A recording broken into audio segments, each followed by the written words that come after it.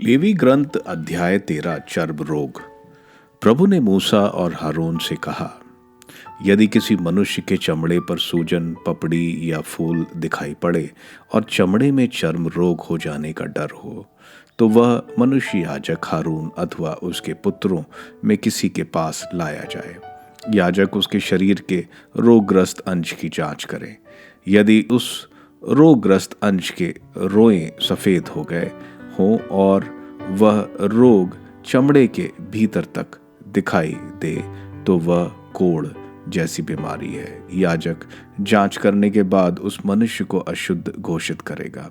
किंतु यदि उसके शरीर पर हल्का सफेद दाग हो और वह चमड़े के भीतर तक नहीं दिखाई देता हो और वहां के रोएं सफेद नहीं हुए हो, तो याजक रोगी को 7 दिन तक अलग रखे। याजक 7वें दिन उसकी फिर जांच करे और यदि वह देखे कि उसका दाग ज्यों का ज्यों और नहीं बढ़ा है, तो याजक उसे 7 दिन फिर अलग करे। यदि याजक फिर 7वें दिन उसकी जांच करने पर देखे कि वह दाग कुछ हल्का हो गया है और वह दाग चमड़े पर नहीं फैला, तो याजक उस व्यक्ति को शुद्ध घोषित करे।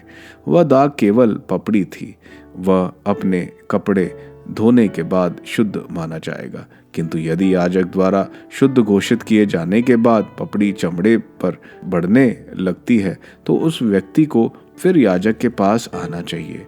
यदि याजक दूसरी बार जांच करते समय देखता है कि पपड़ी बड़ी है, तो वह उस व्यक्ति को अशुद्ध घोषित करेगा। यह चर्म रोग ही है। जब किसी मनुष्य पर कोढ़ जैसा रोग दिखाई पड़े, तो वह याजक के पास लाया जाए। यदि याजक उसकी जांच करने पर देखे कि चमड़े पर सफ़ेद सी सूजन है और वहाँ के रोए सफ़ेद हो गए हैं और वहाँ के मांस पर चमड़ा नहीं है, तो वह पुराना चर्म रोग है। याजक उस व्यक्ति को तुरंत अशुद्ध घोषित करेगा। वह उसे पहले कुछ समय तक अलग नहीं करेगा। वह अशुद्ध ही है। किंतु यदि चर्म रोग उसके सारे शरीर में फूट पड़ा हो और रोगी के चमड़े पर सिर से पैर तक फैल गया हो, तो याजक उसकी अच्छी तरह जांच करेगा। यदि वह रोग सारे शरीर पर फैल गया हो, तो याजक उस व्यक्ति को शुद्ध घोषित करेगा। पूरा शरीर सफ़ेद हो गया है, इसलिए वह शुद्ध है। किंतु यदि उसके शरीर पर चमड़ा नहीं है, तो वह अशुद्ध है।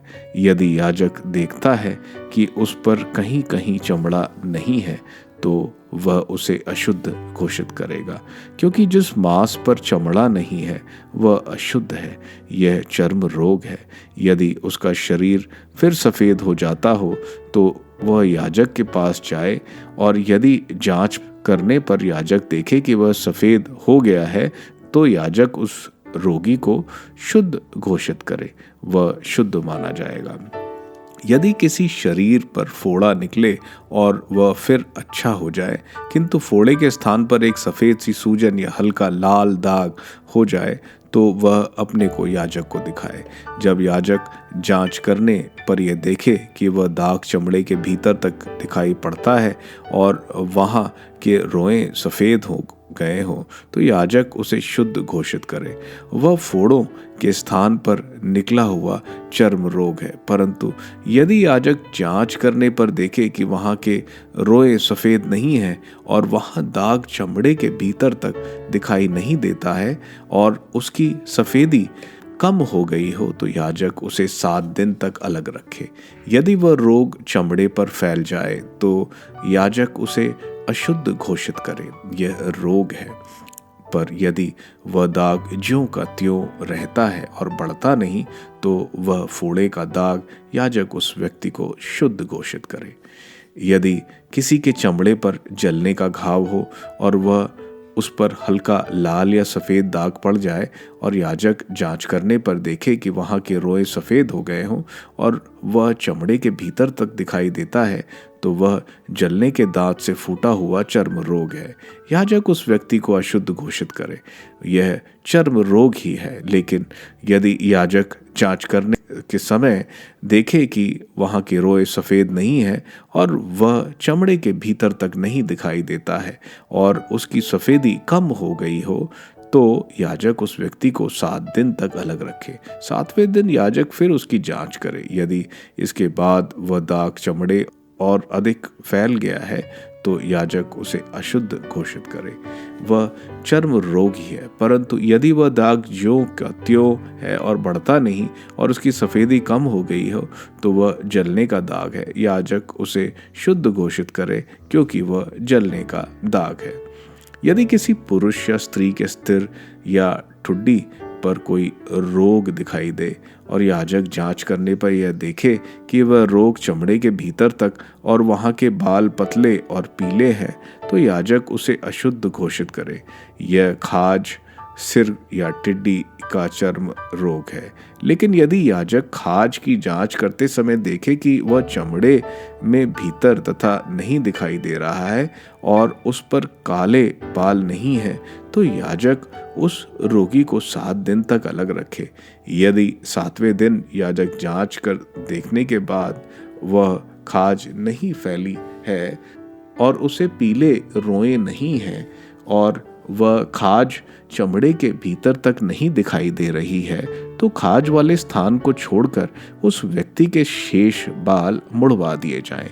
इसके बाद याजक रोगी को 7 दिन तक अलग रखे। यदि 7वें दिन याजक खाज की जांच करे और देखे कि वह चमड़े पर और अधिक नहीं फैली है और चमड़े के भीतर तक नहीं दिखाई दे रही है, तो याजक उसे शुद्ध घोषित करे, वह अपने वस्त्र धो ले, इसके बाद वह शुद्ध माना जाएगा। लेकिन यदि शुद्धिकरण के बाद खाज चमड़े पर फैल जाए और याजक जांच करते समय यह देखे कि खाज चमड़े पर फैल गई है, तो याजक को पीले बालों पर ध्यान देने की आवश्यकता नहीं है, वह व्यक्ति अशुद्ध ही है।